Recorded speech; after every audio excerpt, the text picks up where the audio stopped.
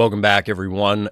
Well, ignore everything behind me. We're going to start with that because it's obviously a disaster area. I'm moving around the DTOFs and cleaning them out, and you're going to have to forgive me that there aren't as many toys in there to show off in the background. But more importantly, here for Star Wars Unlimited, we're coming off of not just the bans, but also, as of at least the time of this recording, yesterday, one of our first forays into the new world post-DJ, Django, and TDR ban. That was a store showdown hosted at none other than Redcap's Corner in Philadelphia, who hosted one of the PQs that I top 8'd at last season, and they're going to be hosting another one in the near future. So first off, shout out to Redcaps Gaming for putting this on, especially early in the season. I've talked about it before. I wish that more stores would run something in that middle ground slot between weeklies and something like the PQs on weekends so that people have something to look forward to play in and also to prep for the larger events. But speaking of prepping for larger events, we're going to take a look at the top 8 and let's see what we can learn. So once again, shout out to Ben for putting this together. I didn't realize that when you import stuff into Melee that there was kind of a process to get it back into SWDB, but Ben already went through the effort and posted all the lists. So shout out to Ben for that. We're going to start at 8th, work our way up to 1st, and we're just going to see what we can learn here because this is a brand new meta. And as I mentioned in my weekly video that I literally just finished recording before this, this is our first foray, and it's essentially we got 4 sets dropped on us because maybe potentially hundreds of cards are now playable, given that the ones that left were kind of holding them back. Of course, we'll see the top dogs eventually filter to the top, but it's going to take some time to figure out exactly what those are and what they look like. I have some ideas, but let's take a look at the first list. The first list we're going to be talking about here is Poe Colossus. Now, I believe this was piloted by Emily, who we were talking about Poe offline. I'm running Chrono's version, Chrono from KTOD, which is a dramatically different version of Poe Blue. It's actually running Shield Generator and a few other things. More of an aggressive bent than what Emily did here, but this worked out pretty well, apparently. You do have early, at least turn 1 play. Like, this is an enormous amount. What is it, 15 turn 1 ships, so that you can immediately get Poe in there, hop into whatever fighter you want, and just start going to town.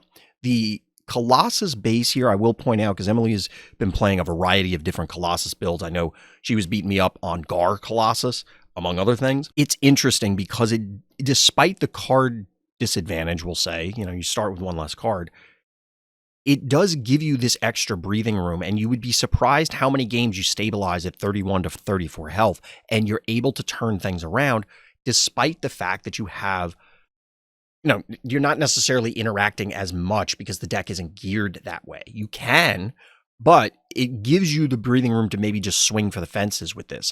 I didn't get to watch too many of Emily's games, so I'm not quite sure. I don't know. I think she might have been on stream in round 1. You can check that out in the stream video, which I'm chopping up to cut out all the dead space in between rounds and stuff like that. But Emily went as far as including Merc Gunship, which is pretty wild. There are some fairly standard things, the Cassians, the Concord Dawns, Yodas, Perilous, Poe himself, like Poe Unit, Luke's, some removal. Like, these things are all reasonable. But I do want to point out Landing Shuttle and Red Squadron, which does help make up for some of the loss of cards in hand. Loss of card in hand by playing the Colossus base. These will help feed you some cards. And in conjunction with Yoda, this is kind of how Blue Hero, or Hero that includes Blue, ends up playing out, where you would think, like, why they should be running out of cards at this point. But due to a variety of factors, whether it's restore off of things like Yoda or the when defeateds, the when playeds that come into play and give you cards, you can build this card advantage over the course of the game, which is pretty cool. Then, of course, because of your top end, including Redemption, the aforementioned Luke and Poe, you're able to present, present a threat at the end of the game where you just start slamming bombs and they can't stop you. Now, I did witness the usual Poe play of like, hey, I'm in a ship. I'll jump to another ship. You kill that ship. Oh, it's turn 5. I'll deploy with Poe. And it's just an enormous amount of pressure. And I love to see perimeter ATRT in here. I personally think ATRTs are one of the most idiotic designs as a vehicle, but I do like the card. And the card here is cool because it's also notably one of the very few ground vehicles that we even have access to overall. So Poe could always hop in there as a pilot and turn it into a fairly sizable Sentinel. Sideboard-wise, we're of course looking at Chams, Pillage, Planetary Bombardment, and Profundity. Most of it, we'll say 8 of those are fairly obvious. Chams against ramp, discard against slower control builds. Planetary Bombardment probably also comes in against those control builds. Only Redemption is a capital ship, but I have to imagine the 1-2 punch of Redemption into Planetary Bombardment against control decks is going to close out a lot of games. It's a really cool idea here. Poe is such a unique leader, and I will say that I am glad that FFG took the chances early on with the pilot design. They could have been very, very vanilla with the initial batch of pilots and just be like, they get in the ship and they provide a stat boost, and that's it. But Poe and a couple of others really provide unique circumstances and play patterns, which I think is really cool. So shout out to Emily here. Next up, we have one of the terrors of the early jump to light speed meta, and then it kind of fell off thanks to Django, and it appears to be making a resurgence, and in this case, it is Kaz Red, specifically with Thermal Oscillator. Forgive me, I don't have the name for this player. If it happens to be you and you're watching this, let me know in the comments. But Kaz is actually pretty cool. It is extremely explosive. There's a number of locals that have tried different variations, whether it's yellow, it's red with Tarkintown, it's red 30, it's with Nabat Village when it's yellow 30, it's this, there's a lot of different ways to play this guy, but they all ultimately result in, hey, on Resource 4, Kaz deploys into a ship and then bludgeons you with a trench run or a heroic sacrifice or whatever. This, however, is including additional spice, which makes it even more explosive. We got jump to light speeds. You got keep fightings, which is notable because it's not whatever the K-turn card is. I can't remember the first name. When I editing me, we'll put it up on screen. It's notably not including K-turn. But because of they hate that ship, there's a lot of different ways that you can dump, whether it's Home One, Tactical Heavy Bomber, or Corporate Light Cruiser, into play way before they're supposed to. And 2 of those 3 have ambush natively, so you're able to just smash some of the TIE fighters and do some mean things. Now, I have seen some more memey builds featuring new Tarkins, so that way that Home One also has Overwhelm.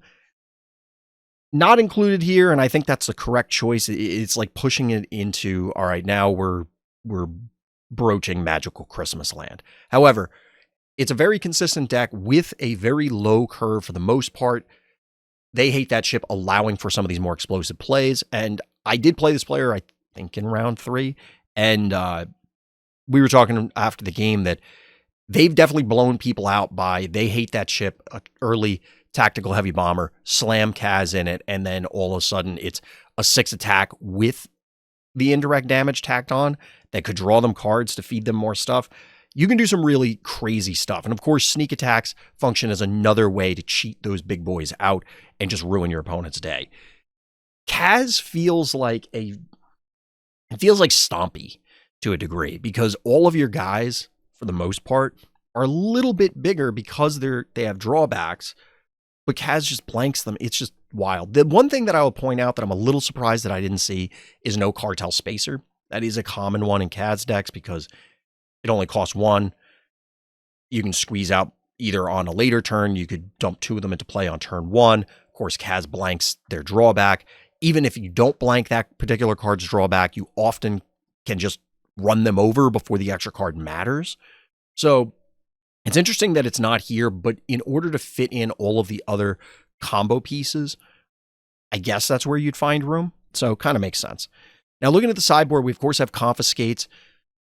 There's a lot of pilots and other upgrades that are dangerous. Definitely makes sense, including bringing back to that Bamboozle, which you have to suspect out of every single hero deck. And this was a comment that this player made that they are specifically boarding it rather than main decking it because people will respect the threat of this happening, even if you don't have access to it. Now, I personally would lean towards I'd rather just have access to it because Bamboozle is rarely bad.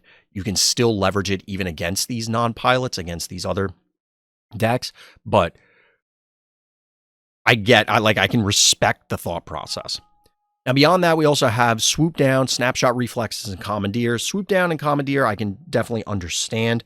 I don't love the Swoop Down. Commandeer, I think, loses some value given the Django ban, because you're just going to see less vehicles that you necessarily want to steal, but there are going to be vehicles you want to steal. Like Ruthless Raider is still a card. Just take it and do mean things with it. Now, Snapshot Reflexes, I gotta be honest, I'm drawing a blank as to where this comes in. So I'm very curious if, like I said, pilot, no pun intended, let me know what the Snapshot Reflexes are, or if you're out there and you played this list, or maybe I'm just missing something. Let me know what you think is going on with Kaz here. Next up, we have Yoda Blue. I don't know this pilot either. I only know, I don't know everybody offhand, so my apologies. I'm calling out people who I know when I can. It's not a slight in any way, so my apologies. But we got Yoda Blue. This is a deck that is very funny to exist, but I kind of hate that it does. And we'll talk about that more when we get to some of the later ones. I mentioned in my other video, I am not thrilled about the potential of the rise of hero mid-range and control. Meta-wise, maybe I'll put those thoughts at the end, but if you're interested, check out some of my other stuff. I'm going to be commenting on it more.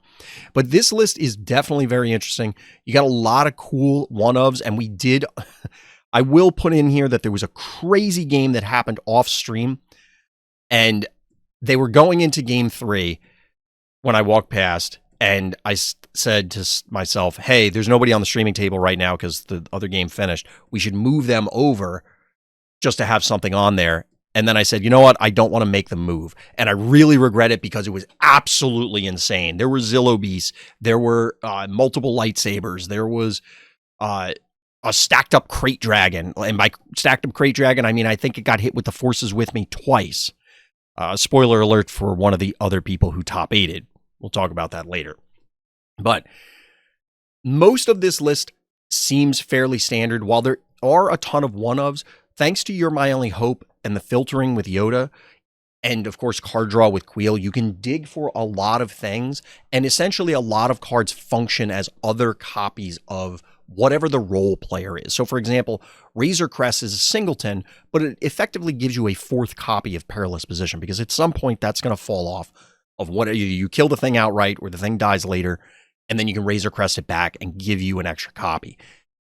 Like I was calling out earlier, that adds on to this slow roll card advantage that hero decks seem to have, where you're able to build up extra cards in hand via draws from Yoda, a recursion via Razor Crest here and there, an occasional Ki-Adi-Mundi trigger. Obviously, there's tech in there to add extra stuff. C-3PO and Queel supplement things. You're able to churn through a lot of cards and then find the things you need to, which include 4-cost Vigilance, which is bonkers. Vigilance is really good at 6. It's kind of ridiculous at 4. Of course, you're featuring the top end of Redemption and Luke. A couple Rivals Falls in here, which is actually very interesting. I'm not a huge fan of it, but the slower pilot, so as mentioned, I was playing Vader. Spoiler alert for later. Playing Vader means that, it is very difficult if you don't have upgrade removal to actually kill him. Rivals Fall is a very clean way to eliminate some of this stuff. It's a good catch-all, especially in a meta where anything goes right now.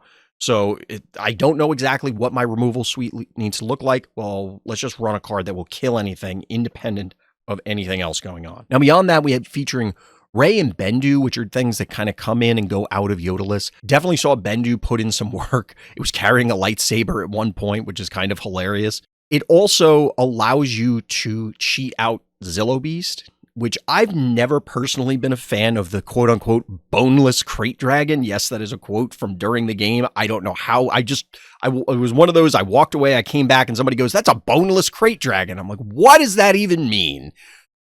I mean, I get it. I guess. I'm not sure I want to get it. I don't know. Boneless Crate Dragon. But anyway, other than that, there's not a lot to comment on for the main list. I mean, we could focus on something like Phase 1 Clone Troopers, very odd, but I'm sure it's in the vein of well, I wanted X number of ground units, and given your mono blue, you're kind of limited.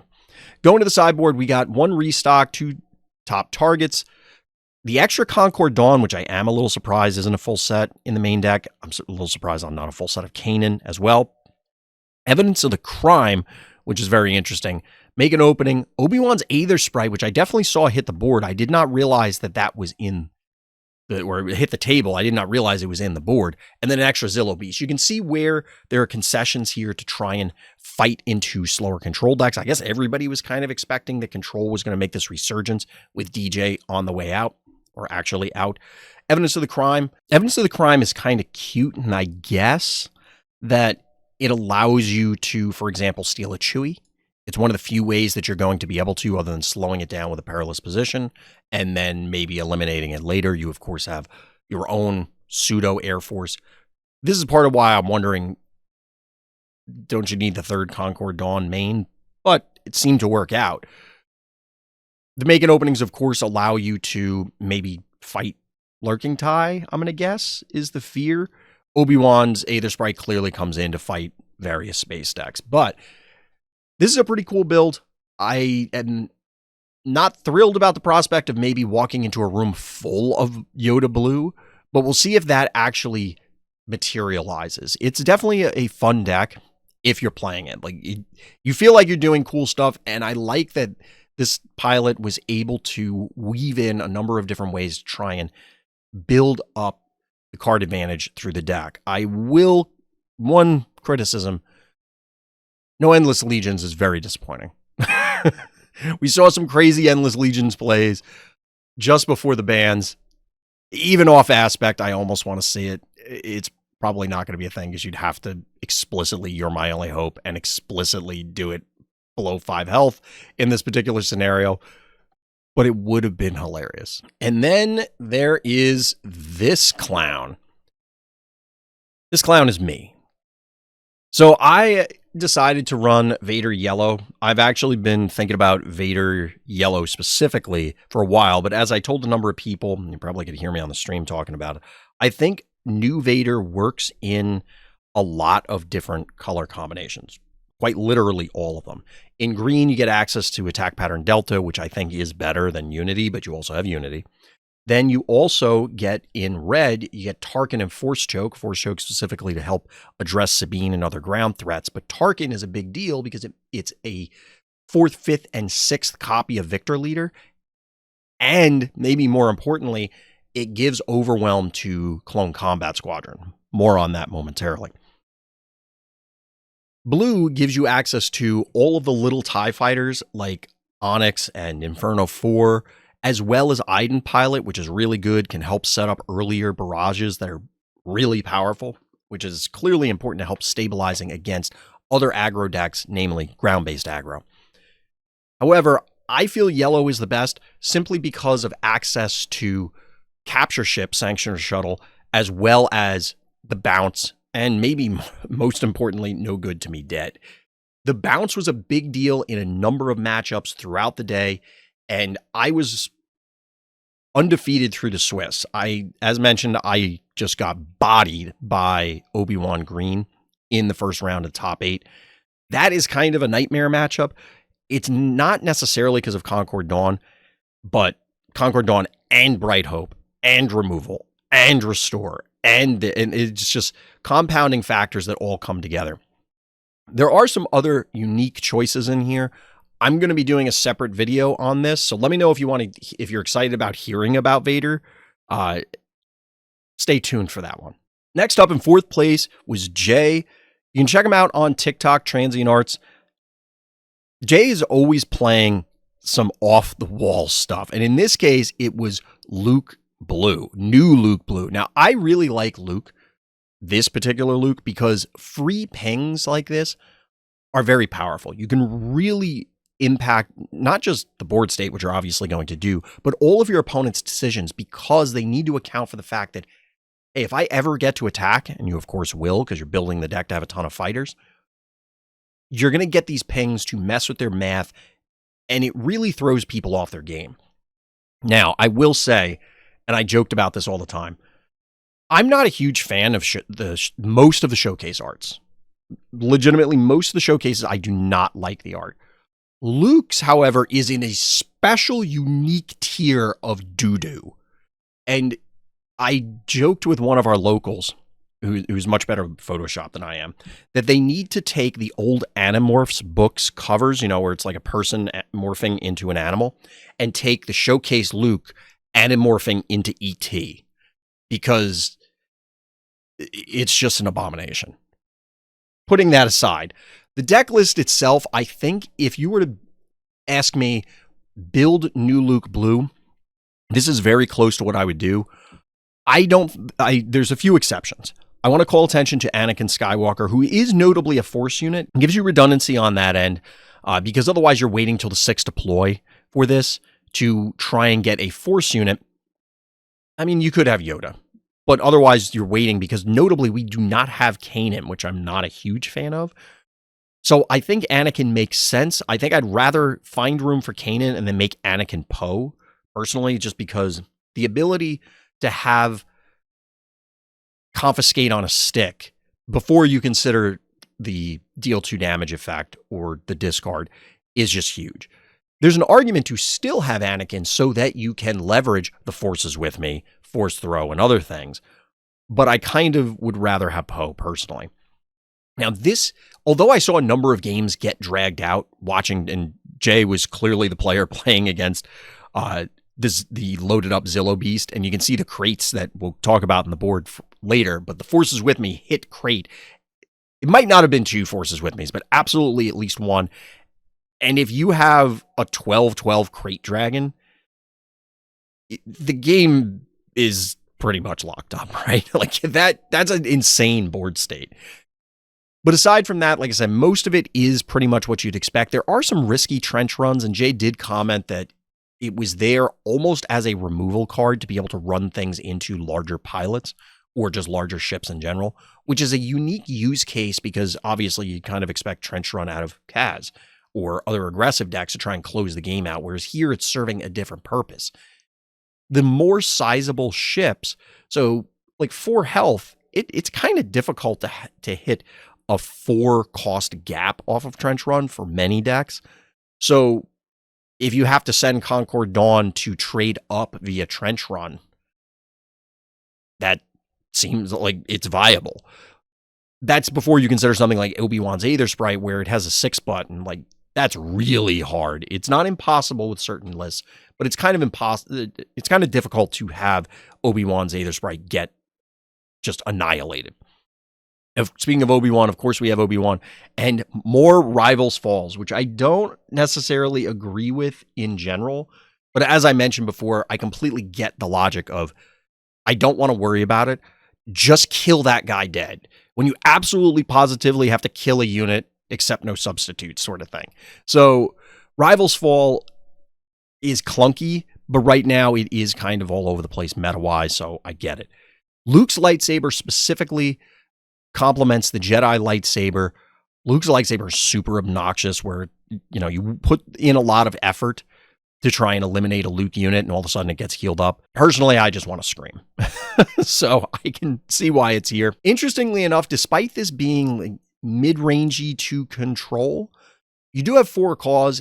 This deck is absolutely capable of closing things out very, very quickly. Whether you do end up with that trench run play, you just apply a lot of pressure because you can ping away their board and they can't deal with you effectively. The Forces with Me is essentially a burn card, depending on what you put it on. And then 4 claws can go and close the gap once you get to that point. Now, the board is Disabling Fang Fighters, Tech, Village People, which is, I think that's actually a little surprising that it is not in the main deck, and the aforementioned Crate Dragon. Most of them make a lot of sense. They're pretty straightforward what matchups are coming in for, whether it's control, it's anti-upgrades, including pilots. The Village People being in the board clearly could come in against, say, Sabine or other ground-based aggressive strategies, but it is interesting that it was not main deck. That's something that I think most people, I'm playing Blue Hero. My deck list, the first card you write down is 3 Village People or Village Protectors. I keep saying Village People in case anybody's confused. So it is interesting that it ended up in the board Jay, if you're out there, let us know why you elected to shift them to the board, if you just weren't expecting a lot of Sabine or you're just not worried about it. But either way, congratulations. Next up, we have a player running Anakin Colossus, a deck that I think a lot of people are going to be gravitating towards in the new meta. I did speak with them at length, and you're going to have to forgive me because I just met them that day. I forgot your name. I'm terrible with names. I'm also on very, very little sleep, so forgive me. I was getting some interesting discussions with them about Colossus and what their opinions were on what things were impacted or how they are impacted, rather, by different decks in the meta, whether it be Quinlan or Han. Those are the main ones I was focusing on because, honestly, that's where I think you're going to be soft, given that you're starting with one less card. Clearly, the synergy between Anakin and Colossus is obvious. You can just make Anakin into even more of a monster. And in the current meta, from what I've seen, it really is, if you don't immediately deal with Anakin, he's killing you into attacks, which I guess was always true, but it feels more prominent now. Obviously, you can't just tap him with Django, so you have some limited options. There are some spicy things in this list, and I will say that I got by Regional Governor a number of times, because we sit down, I put out my Vader leader, and they go, oh, I've tested into this a bunch of times with my teammates and my friends. And my response was, you are the first person to ever say that they've played this deck at all, let alone like tested into Vader Yellow. So they knew exactly what to name there were turn one regional governors, I think, in all three games, Victor leader, and then one of the games had a second regional governor that came down naming Barrage, all preempting those specific cards. They were either in my hand or I drew into them that turn. And it was a little frustrating on my side because I have some difficulty getting them off the table. But either way, I'm still not really a fan of Regional Governor in games like Star Wars Unlimited. I've talked about this a number of times. When combat works the way this game does, that you can actually just, my guy punches your guy, it makes it way more fragile as compared to Magic, where your opponent must have a removal card.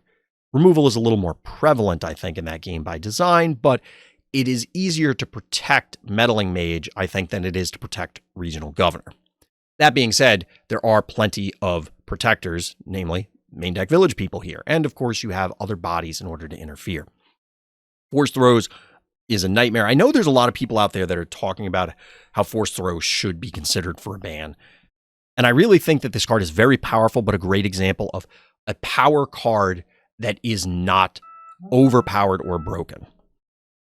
Aside from Force Throw, though, I do want to call attention to a couple of other things, specifically the Red Squadron X-Wing. This is just going to be on repeat, that it's the subtle ways that hero decks are able to get access to extra cards. And I think the Red Squadron X-Wing is a great example of this and definitely very helpful. It can trade up thanks to Anakin's ability, potentially a 5 attack when it's moving forward, giving you that card via the when played. The 2 damage will matter, 100%. Technically, a turn 1 play, like your opponent's Restored Arc or something, any 2 power ship, my TIE LN, could run in and kill the X-Wing if this happens. You don't necessarily have to play it on turn 2. You can play it later in the game just to dig a little bit. And in conjunction with Yoda, it allows you to try and filter for these cards. Speaking of filtering, we have the full set of both R2 and CP throw? I don't know what I was trying to say there. As I mentioned, I'm very tired. C3PO, along with R2D2, are both able to generate a lot of card advantage and filter for this deck, something that you're going to need to try and find the specific answers, because especially when we're talking about the hero top end, it's not as great compared to the top end of villain, but they are still very powerful in finding them. Notably, there's also a full complement of Jedi lightsabers. This time we do have Kanan and Yoda. However, sticking lightsaber onto a random village people early in the game can just beat certain decks. It's like, oh, I have a 5/5 Sentinel on the ground. Stop me. If you take 15, 20 damage off of that because you just can't find a way to kill it other than like throwing your whole board into it, either scenario, the Anakin player is probably very pleased about that. Now, looking at the board, looking very familiar. We got Disabling Fang Fighters, we got Cham, we got Pillage, we got Crate Dragon. I think you can imagine all the scenarios in which these are going to make an appearance. They absolutely are valuable where they belong.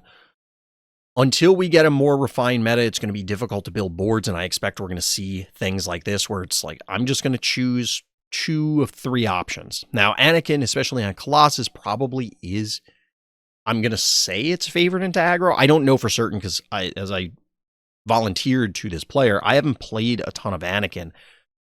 I thought it was fine previously, back when Ian, Lego Pizza, put out the Johnny Bravado videos, which notably is not here, nor is the new untap card, which is something I want to point out. I had played around with it, and it definitely seemed cool, but I wasn't in love with it, and it's kind of fallen off since. Now, in the new world, less taps, less DJs. There might be an opening here, and I am less concerned gameplay pattern-wise about Anakin than I am about, say, Yoda, Obi-Wan. Try to combine those two. Or Luke. Green in those cases. Or even blue. I think that those are going to be more miserable to play against. Whereas I think Anakin presents both an more obvious set of responses, deal with the leader, but also more easily concluded games where it's just, well, I just murder you with Anakin. And the game just ends. We're not dragging it out to turn infinite because I have a billion healing and nothing you do matters. I'm very curious to see how Anakin proceeds going forward. But if you're going to Richmond or something else, I fully expect you're going to run into Anakins. It is completely reasonable to expect to play 1 or maybe 2 throughout the rounds of Swiss. So speaking of Obi-Wan, this is our 2nd place finisher. This is the person that knocked me out. So as I mentioned for all the other competitors, congratulations on the finish.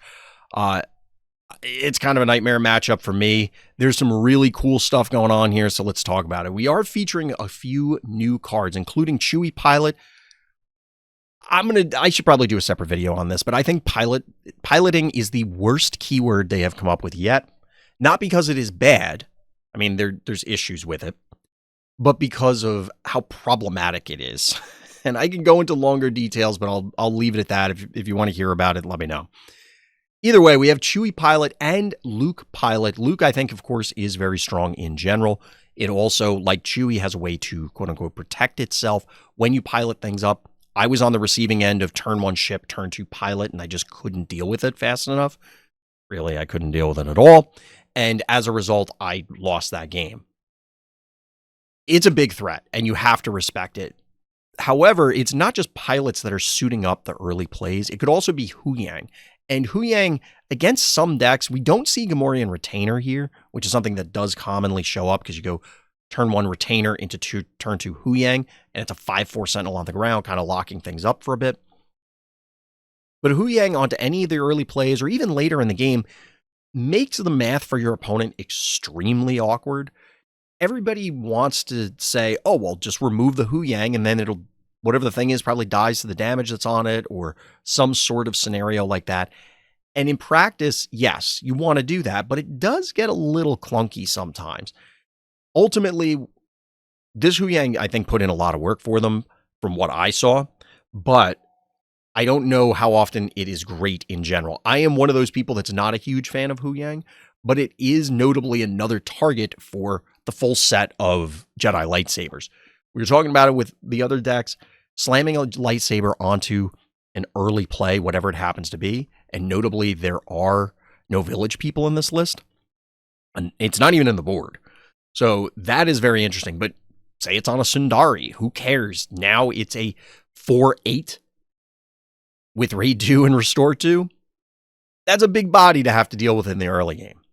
We, of course, have a whole slew of early game ships, allowing you to control airspace very well, and then all the removal. We don't see as much incidental card draw or card advantage through this deck. It's very much 1 card, 1 removal, 1 body, 1 action, that sort of thing. But the plethora of Sentinels, you got a touch of ambush, pseudo ambush, well, maybe not ambush, but you get the forces with me as a combat trick.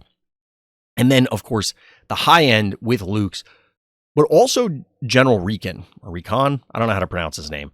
But either way, this guy can be a menace. It's a 5/7, so it's a body that's very awkward to deal with. You kind of get a 1-2 punch of him into Luke, or getting him off a U-Wing means you can lock down the ground arena for at least a turn. We don't have timely intervention, now that there's 2 timelies, in order to try and do cute tricks where, like, you play him and ambush him in, get double triggers or anything like that. But overall, like, this is a deck full of solid cards, so it's difficult for me to look at it. Are there changes that I would make? Maybe, but I also haven't played it.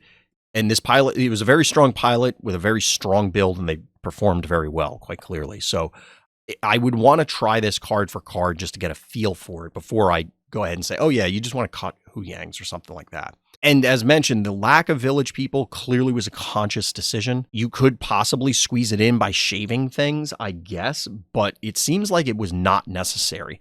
Between the Obi-Wan heals, which you have these thicker bodies, either thanks to lightsaber or just inherent size, means that your opponent has to one-shot everything.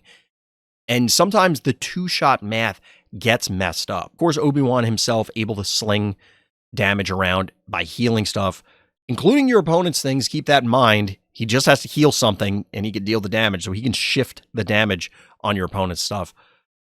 It can be pretty obnoxious, but it did do pretty well. So the sideboard is a full set of confiscates, full set of scanning officers, Fell the Dragon, the other Chewie, and Home 1. Clearly, this player was respecting pilots. I guess Darksabers as well. I have to imagine that, well, I was going to say that this probably performs very well into Sabine, but I could see a world in which that it would struggle a bit, only because there aren't the village people, main or board. I keep coming back to that. But if they slam a Darksaber, I guess the big damage output could cause some serious issues.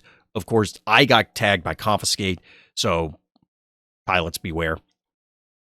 Scanning officers are a concession to Han. I have to imagine, even without DJ, and spoiler alert for first place, that Han is still going to be a problem for this deck, because either tap down effects and discard, just general disruption, especially because we're not seeing Yoda in this deck. We're not seeing the X-Wing. We're not seeing other ways to draw cards incidentally. You can off a Bright Hope, but that sacrifices board position. So it's kind of a big tempo loss, especially if maybe you Huyanged something, or you suited them up with a pilot, or you already hit them with the forces. Like, you don't want to sacrifice that board position, really, to get that card, typically. We have the extra Fell the Dragon in the board in order to respect larger threats. Chewie for control decks, and presumably Home 1 in the same sort of position. I would imagine it is possible for a Bosk, for example, Bosk Blue, to try and go over the top of this, and then that's where the Fells and the Home 1s allow you to try and fight into the later stages of the game. But this is a cool build. It might be a nightmare for me personally, but I think there are a lot of Obi-Wan fans, a lot of people that have been kind of salivating for the chance to see Obi-Wan perform. And this did really well, so congrats. Last but not least, we of course have our winner. This is Bernardo. I want to say Bernardo is a local, but I know he's not. He actually travels multiple hours to play in these events, and even shows up at our locals sometimes in the middle of the week. So my man is grinding. But congratulations, Bernardo, taking down the whole event. But if you're interested in seeing Bernardo's content, you check out Tabletop Island. I know he's on YouTube. We're going to take a look at this updated Han list, of course, missing DJ. I know Bernardo mentioned a number of times over the course of the day that he's almost happy that DJ is now banned, because it kind of frees up the deck to try and focus on other things. Whereas, while DJ is clearly very impactful, he is of the opinion, forgive me, Bernardo, if I'm putting words in your mouth, but it sounds like you're of the opinion that DJ wasn't necessary in so many matchups that it's almost better that it's gone now, that you can put emphasis on other elements. I'm sure Bernardo is going to do a video or something to follow up with his thoughts on this at some point. But in order to fill those slots, we actually see some spicy tech coming in. Most of the deck is what you've seen for 3 sets now. But what you probably haven't seen are main deck a new adventure. This is something that I did play briefly myself in Boba Yellow way back when, but it is a pretty spicy tech that you can do some really nasty things. Of course, you have anti-bounty synergy for if Bosk ever makes a reappearance. You can also just replay certain things like Falcons in order to get extra attacks. You can reset your opponent's cards because you can bounce their card, and yes, they get to replay it, but say they put a pilot on there or something like that. You could have, it's non-leader, but you can mess with their combat. There's a lot of cool tricks that you can do with this. Now, besides that, we also are featuring the Mandalorian. While the leader itself didn't set the world on fire, the unit is pretty cool. Whether it's piloted or it's just a body, it's a 5.6. That is sizable. And of course, being able to continually add, like layer the tap effects on, the exhaust effects, it was pretty good in Django. Being able to do it in other decks also seems good. So between Cunning and Mandalorian and the bounce and the other disruptive plays between Kira and the discard, you can really mess with your opponent's game plan. Speaking of discard and exhaust effects, of course, we're also featuring Ahsoka, the new version. This card is really strong. It's just a really great play on 4 resources, and you can really screw with your opponent. They have to respect it. And similar to playing against Quinlan, you need to really map out not just the plays you're going to make every turn, the sequence you're going to make those plays in, and the cards you're going to keep in hand, your resourcing decisions. Those are all important always, but it becomes even more important when you have the potential for Ahsoka to strip things away and disrupt a second element of the turn. It's a huge, huge back-breaking play, or could be. Now, beyond that, top end is really Zori Bliss, 6-cost Falcon, Enfys Nest, and Han Solo. None of these are going to surprise people. Notably, there's 2 jetpacks. I don't really love this card, but I do respect that the better Han players are running it. So I get the value. I don't know. I'm not a good enough Han player, so I haven't loved it. Either way, one thing I will call out before we move to the sideboard is it's not rebel heavy, which does seem to be maybe where a lot of people are trying to move to with Han Yellow. I've seen a lot of rumblings about that. I always preferred the quote-unquote good stuff version compared to the rebel-focused version, but that was in previous metas with different considerations. Maybe it's better here. Maybe it was better then too, and I just couldn't play it properly. But I always preferred the good stuff, something closer to what Bernardo's running than the rebel-heavy one, but just pointing that out. Now, as far as the sideboard goes, full set of Bamboozle, full set of Spark, Change of Heart, notably, and Final Showdown. So starting with Final Showdown, I don't think Bernardo played this at all. Bernardo, if you're watching this, let us know in the comments if that's a meme, if you just needed a 9th and 10th card to to put in your sideboard. Don't get me wrong, I get it. I've been hit with Final Showdown, but it was exactly once that it's happened since it released. So, is this a thing? Is it a meme? I don't know. Either way, we're also looking at Change of Heart. Given the demise of Django, Change of Heart definitely makes sense as a re-inclusion. This was not uncommon to see in sideboards prior to this. Clearly slower. The issue I have with Change of Heart compared to, say, Commandeer is because you don't get to ready the unit, so it takes a little more finesse to make it work. But it is game-changing, especially if you can nab something towards the end of a game. Your opponent's about to stabilize, they slammed whatever they needed, and you claim, surprise, Change of Heart, you're dead. I've won and lost a lot of games on the back of Change of Heart, so it's very interesting. I don't know if you got to use it a ton throughout the day, but we'll see. Spark of Rebellion and Bamboozle being in the board is kind of interesting. Bernardo did mention it to me early in the day that they were boarding them, but I also talked about it earlier that I'm of the opinion that Bamboozle is main deckable. Do you need the full set main deck? Maybe not. Maybe it isn't main deckable because it's difficult to find the slots. But in the matchups where Bamboozle is good, it is game-breaking. You kind of win on the spot if you bamboozle someone. And he did bamboozle me when I didn't respect it by deploying Vader onto a ship. I don't think it cost me that game because I was far enough ahead. Or maybe it did. No, actually, I did lose that game. Sorry, I'm tired and I'm trying to remember. I'm pretty sure I lost that game and it was because of Bamboozle. I was thinking of potentially a different scenario. And in games 2 and 3, I definitely deployed ground so that way I wouldn't have to worry about it. But even then, Bamboozle can still tap something, even if you don't get the backbreaking play of, hey, I blew up your dude, or your upgrade, your leader, and get the tap down. The thing that I'm surprised a little bit more by is Spark of Rebellion being in the board. It's not the ideal turn 1 play against a huge variety of decks, but it's still a pretty good turn 1 play, especially going first. So I'm very curious if Bernardo, like I said, if you're out there listening, let me know what your thoughts are on boarding it. Maybe this is the way forward for Han Yellow, because it is a way less impactful turn 1 play. And the way I saw Bernardo playing the deck typically is slamming a lot of the 3s on 1. That makes sense. And he's also featuring, jumping back to the main deck, calling back to Ezra in the Rebel version. He's running Ezra and Liberated Slaves, which is kind of this convergence of the two primary versions of Han Yellow. So that's pretty cool. So as I mentioned before, congratulations. So that's our top 8 for one of the first looks into this initial format. It's very interesting that we had such a diverse top 8. I may do, and I think I mentioned this earlier, I may do a larger video talking about my thoughts on the meta. I do not think that it is a sign, but not a very good indicator of the health of a meta, whether you have a really diverse top 8 or not. Having 8 unique decks does not inherently mean that the meta is healthy.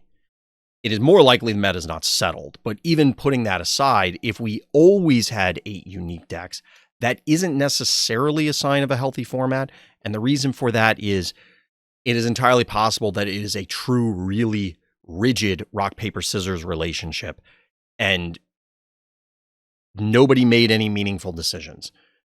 Air quotes there because obviously there's going to be decisions made, but I think we can all agree that some formats have more meaningful decisions in some cases and less meaningful decisions in others. And ultimately, we all want to play a game.